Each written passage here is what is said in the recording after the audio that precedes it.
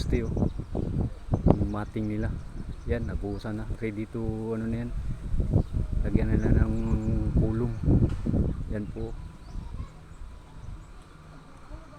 Yun po yung plate. Ilagay nila yan dito. Yun, naka-ready na yung plate.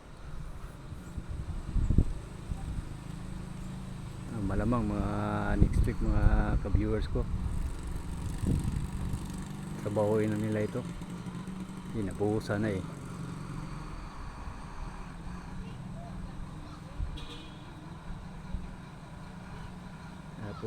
Ready na talaga yan.